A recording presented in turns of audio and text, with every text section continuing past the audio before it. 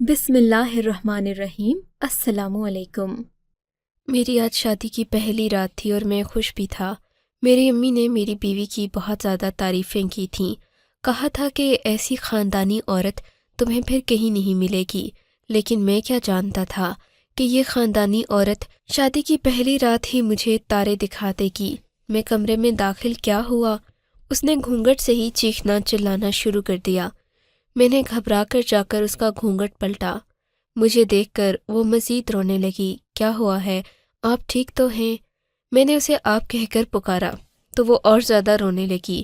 میرے پیٹ میں درد ہو رہا ہے، میرا بچہ پیدا ہونے والا ہے، جلدی کریں، دائی کو بلائیں۔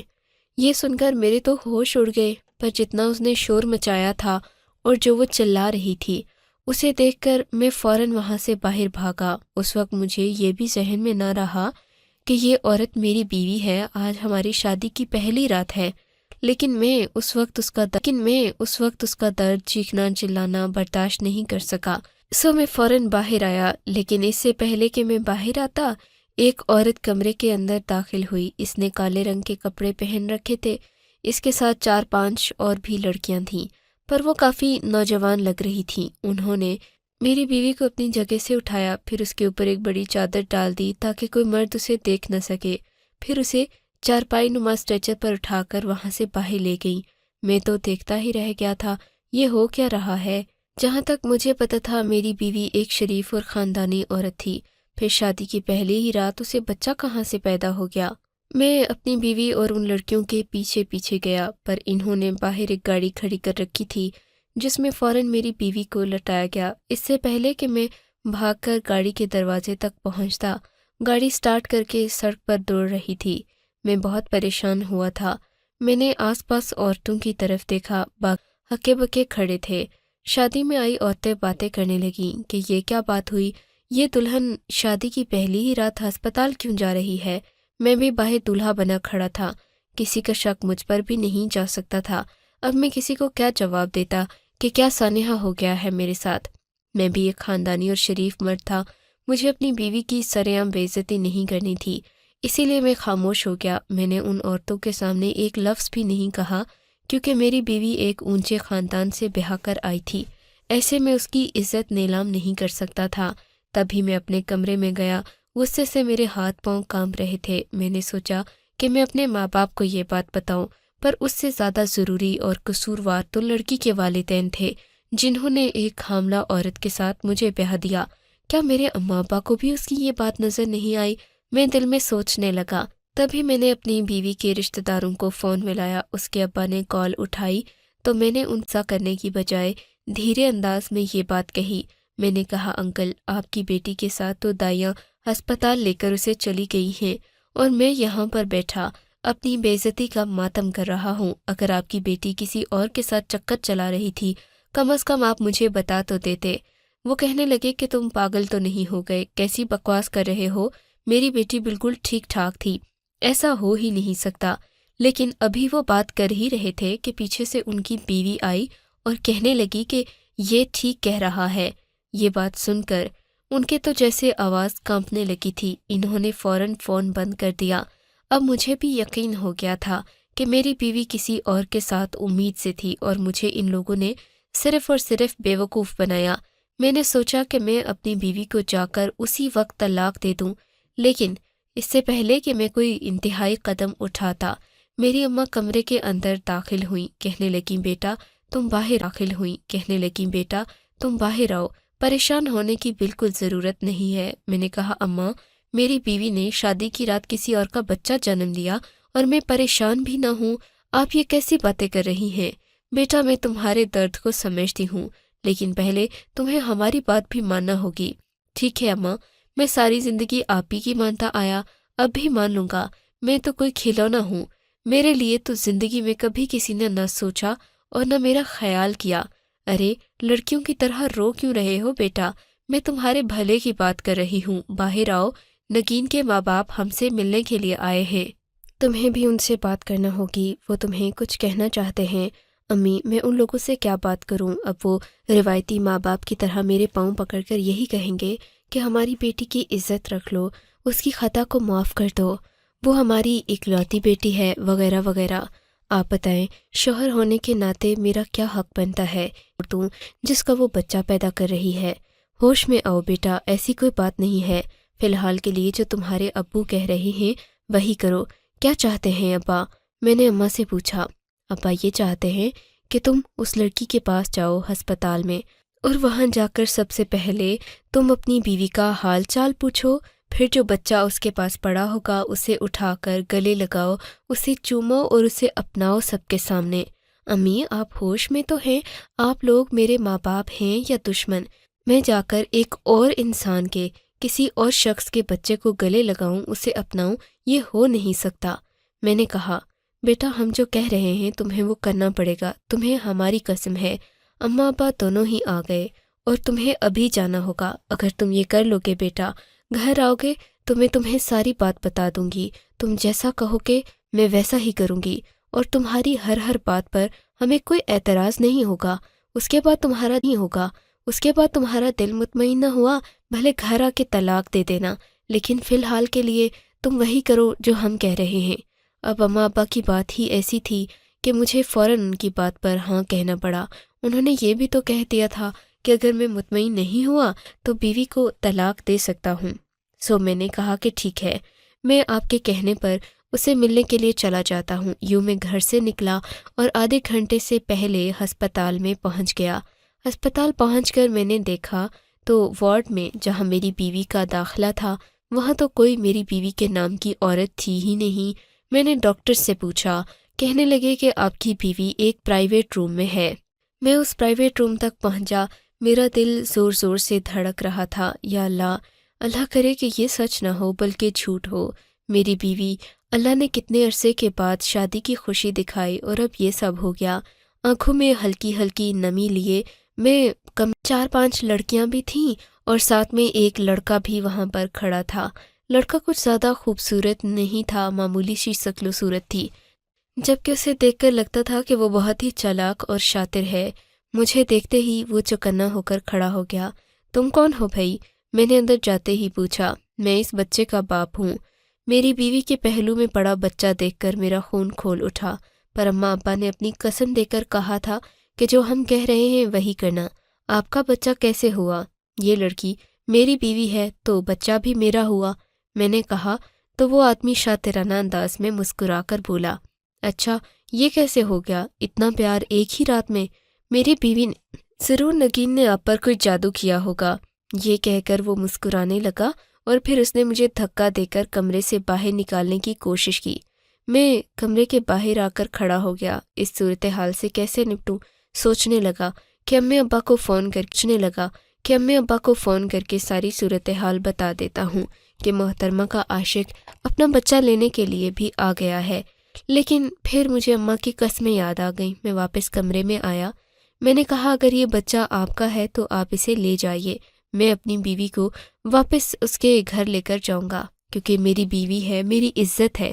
میں نے نکاح کیا ہے اور نکاح کا رشتہ اتنا کمزور نہیں ہوتا کہ اسے ایک جھٹکے میں توڑ دیا جائے۔ ویسے بھی میں اپنی بیوی سے بہت محبت کرتا ہوں۔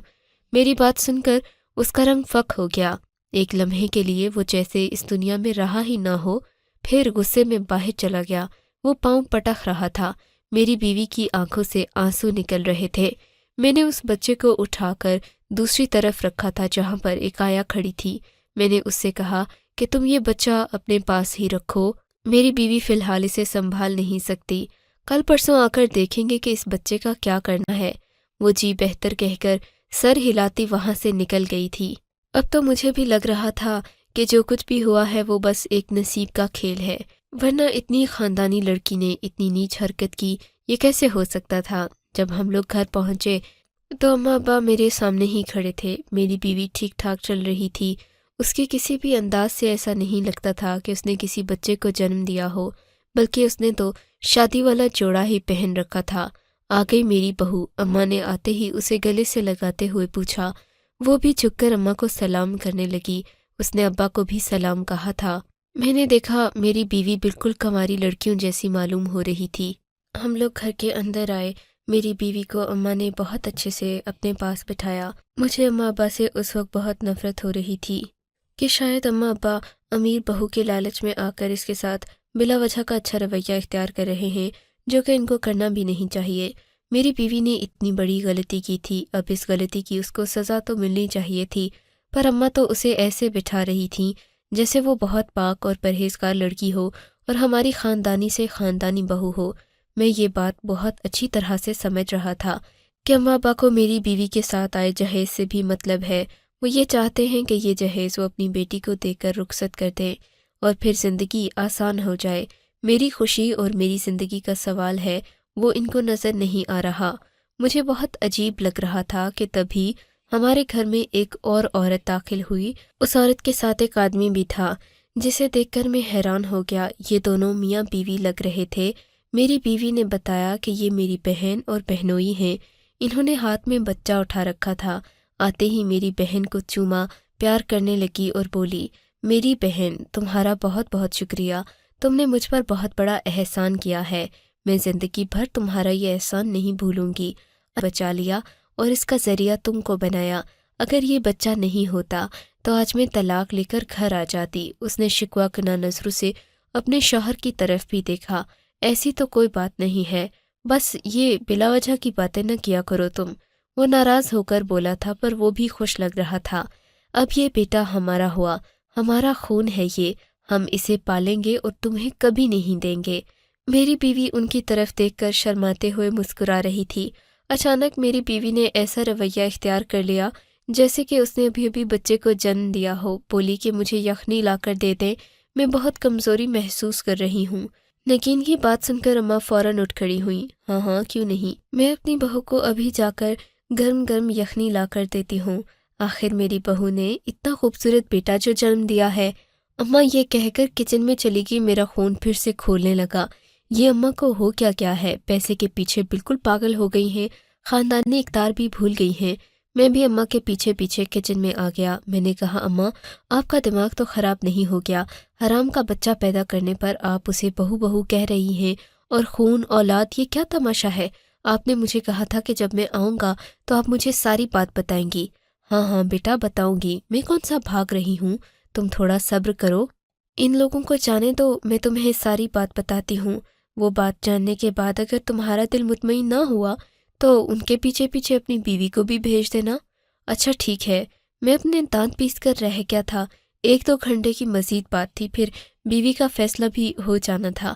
میں نے خاموشی اختیار کر لی۔ باہر آیا تو سب لوگ میری بیوی کو بڑی اچھی نظر سے دیکھ رہے تھے، جیسے اس نے کوئی کارنامہ کر دیا ہو۔